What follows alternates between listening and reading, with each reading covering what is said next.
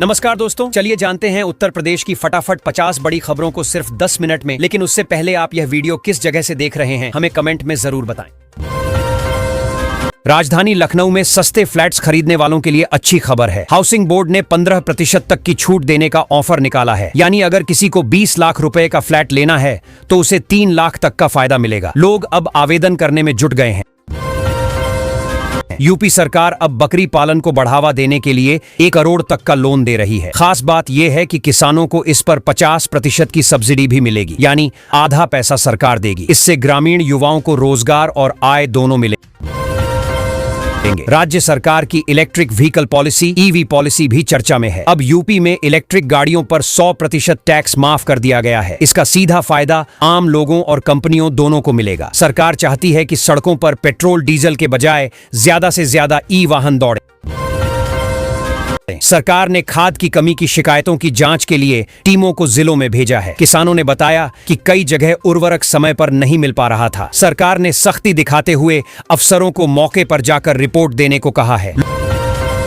लोगों ने शिकायत की है कि स्मार्ट मीटर लगने के बाद बिजली के बिल पहले से ज्यादा आ रहे हैं। उपभोक्ता हैरान हैं कि आखिर ये स्मार्ट सिस्टम महंगा कैसे पड़ गया। ऊर्जा विभाग ने जांच कराने का आश्वासन दिया है। योगी सरकार ने बेटियों के लिए महिला सुरक्षा सहायता के तहत बड़ा तोहफा दिया है। सिर्फ 20 रुपए जमा करने पर 1 लाख रुपए की आर्थिक मदद मिलेगी। मतलब अगर किसी बेटी के साथ हादसा या समस्या होती है तो परिवार को 1 लाख रुपए तक की राहत मिलेगी। खेल और विकास की दिशा में भी अच्छी खबर आई है। 3 करोड़ 72 लाख रुपए की लागत से गणेशरा स्टेडियम को वर्ल्ड क्लास स्पोर्ट्स हब बनाया जा रहा है। यहाँ खिलाड़ियों के लिए जिम, आधुनिक ट्रैक और दर्शक दीर्घा बनाई जाएगी। सरकार चाहती है कि छोटे शहरों से भी राष्ट्रीय स्तर के खिलाड़ी निकलें।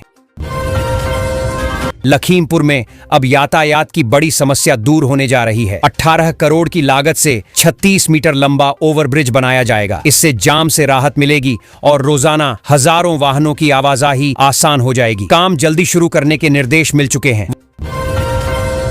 वाराणसी में आज खास नजारा देखने को मिला। मुख्यमंत्री योगी आदित्यनाथ ने प्रधानमंत्री नरेंद्र मोदी का स्वागत किया। पीएम मोदी यहां कई परियोजनाओं का उद्घाटन करने पहुंचे थे। इस दौरान लोगों की भारी भीड़ उमड़ी और जय श्री राम व मोदी योगी जिंदाबाद के नारे गूंजे।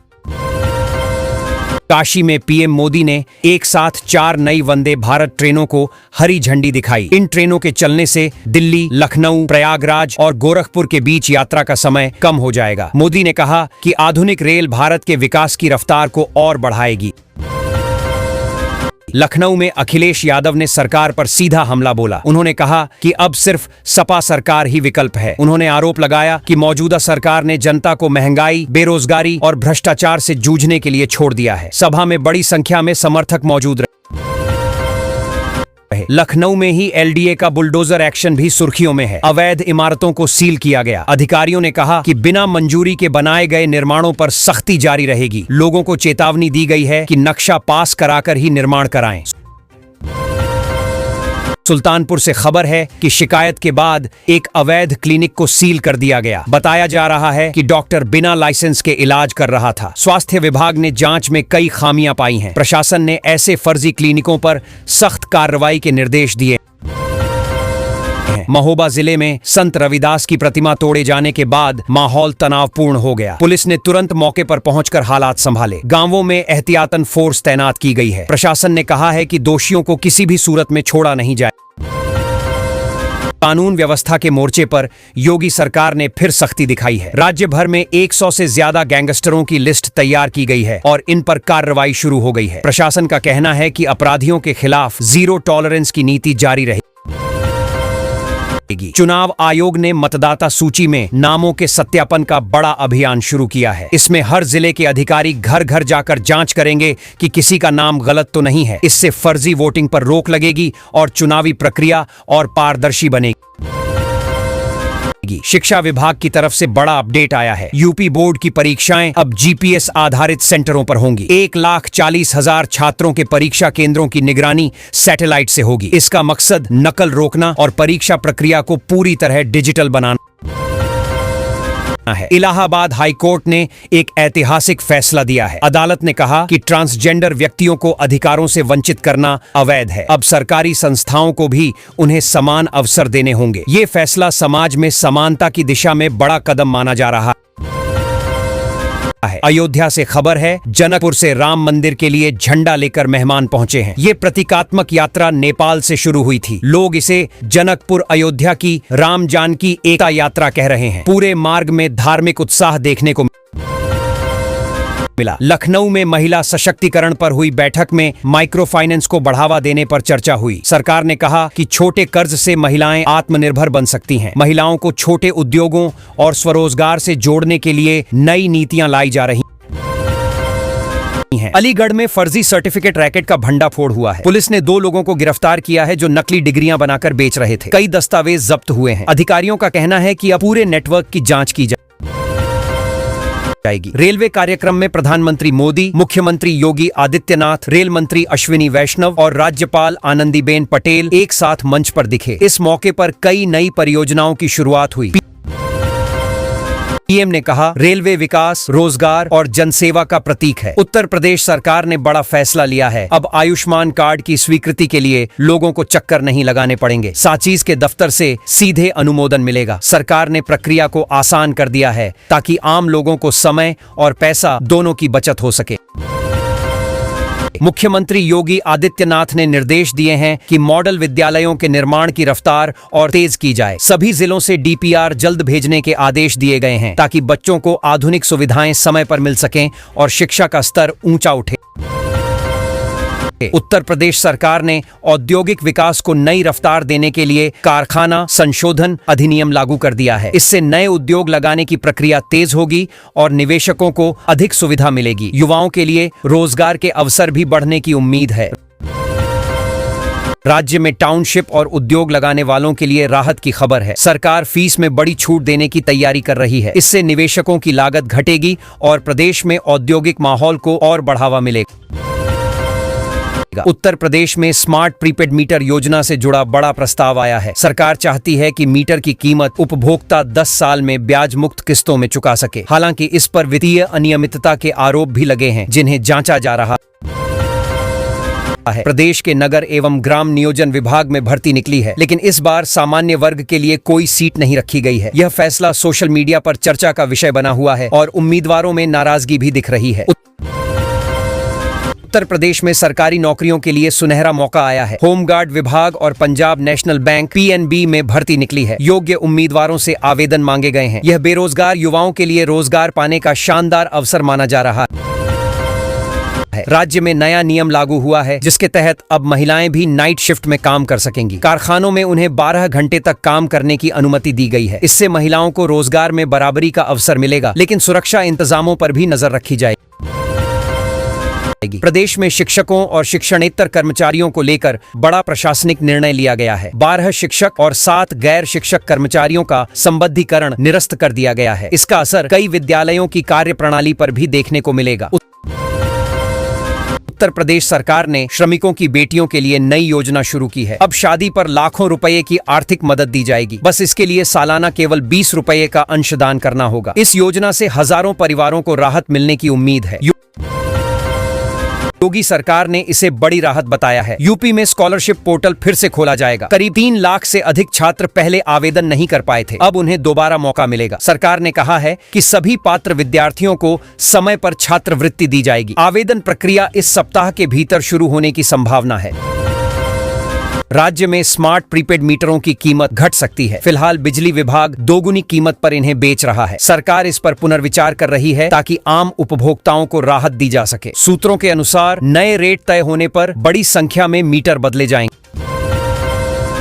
उत्तर प्रदेश में एक और बड़ी भर्ती की तैयारी है। होमगार्ड विभाग में 45,000 पद खाली हैं। सरकार जल्द भर्ती प्रक्रिया शुरू करेगी। विभागीय सूत्रों के मुताबिक नोटिफिकेशन नवंबर के अंत तक जारी किया जा सकता है। इससे युवाओं को बड़ी संख्या में रोजगार मिलने की संभावना है। गवर्नमेंट प्रेस में ग्रुप सी के 1,500 पदों पर भर्ती होगी। सरकार ने मंजूरी दे दी है और प्रक्रिया जल्द शुरू होगी। भर्ती पारदर्शी तरीके से ऑनलाइन की जाएगी। इससे राज्य के तकनीकी और प्रशासनिक क्षेत्र में युवाओं को अच्छे अवसर मिलेंगे। परीक्षाओं की तैयारी में तेजी देखी जाएगी।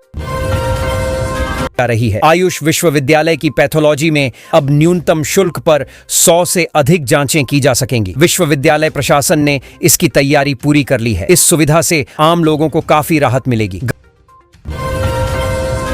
गरीब मरीज अब सस्ती जांच करवाकर इलाज आसानी से करा सकेंगे। हरदोई में श्रद्धालुओं को ले जा रही ट्रैक्टर ट्रॉली पलट गई, जिसमें 14 लोग घायल हो गए। सभी लोग धार्मिक स्थल से लौट रहे थे। हादसे के बाद स्थानीय लोगों ने घायलों को अस्पताल पहुंचाया। प्रशासन ने मौके पर राहत कार्य शुरू किया और घटना की जांच के आदेश दिए। गाजियाबाद में सड़कों के गड्ढों और स्पीड ब्रेकरों की वजह से कमर दर्द के मरीजों की संख्या बढ़ रही है। अक्टूबर में 490 से ज्यादा मरीज अस्पताल पहुंचे। डॉक्टरों ने कहा कि सड़क की स्थिति स्वास्थ्य पर गंभीर असर डाल रही है। नगर निगम को जल्द सुधार करना चाहिए।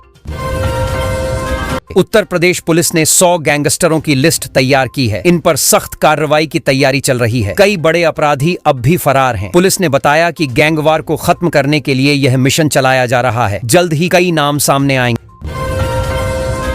प्रयागराज में 50,000 के इनामी गौतस्कर को पुलिस ने गिरफ्तार किया है। लंबे समय से इसकी तलाश चल रही थी। पुलिस ने बताया कि आरोपी पर कई राज्यों में मुकदमे दर्ज हैं। गिरफ्तारी के बाद पूछताछ में कई अहम सुराग मिले हैं, जिनसे और कार्रवाई हो सकती है।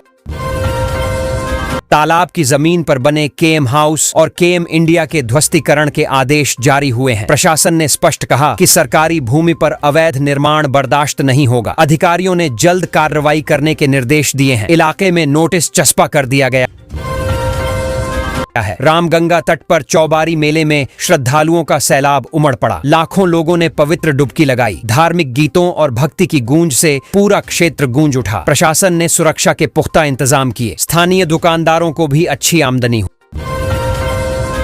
गोंडा में मालगाड़ी से सरसों तेल की चोरी के बाद गिरफ्तार युवक की आरपीएफ कस्टडी में मौत हो गई। घटना से बवाल मच गया। परिजनों ने आरोप लगाया कि युवक की पिटाई की गई थी। मामले में 2 दारोगाओं पर एफआईआर दर्ज कर जांच शुरू हो गई है। यूपी बोर्ड की परीक्षा 2026 में 18 फरवरी से 12 मार्च तक चलेगी। कुल 23 दिन तक परीक्षा होगी। बोर्ड ने समय सारणी जारी कर दी है। इस बार परीक्षा में कई बदलाव किए गए हैं। छात्रों को समय से पहले प्रवेश पत्र लेने की सलाह दी गई है। अलीगढ़ में 191 करोड़ के 12 निवेश प्रस्ताव अटके हुए हैं। कृषि भूमि उपयोग में दिक्कतें आ रही हैं। अधिकारी इस समस्या को सुलझाने में जुटे हैं। निवेशक चाहते हैं कि नियम सरल बनाए जाएं ताकि प्रोजेक्ट तेजी से शुरू हो सके। सऊदी अरब में हज यात्रियों की सेवा करने वालों के चयन की प्रक्रिया तेज हो गई है। 8 नवंबर को कंप्यूटर आधारित परीक्षा होगी। उम्मीदवारों को तैयारी के लिए दिशा निर्देश जारी किए गए हैं। चयनित लोग अगले वर्ष हज यात्रियों की सेवा में जाएंगे। फर्रुखाबाद में एक महिला को बंधक बनाकर बेचा गया और जबरन दूसरी शादी करा दी गई। पीड़िता ने पुलिस को पूरी जानकारी दी। मामले में कई लोग शामिल बताए जा रहे हैं। पुलिस ने केस दर्ज कर 2 आरोपियों को गिरफ्तार किया है। जांच जारी है। नगर निगम के वाहन अब कूड़े से बने ईंधन पर चलेंगे। इस पहल से डीजल की बचत होगी और प्रदूषण घटेगा। अधिकारियों ने बताया कि शहर के कचरे को रिफाइन कर ईंधन बनाया जाएगा। यह मॉडल पूरे प्रदेश में लागू करने की योजना है।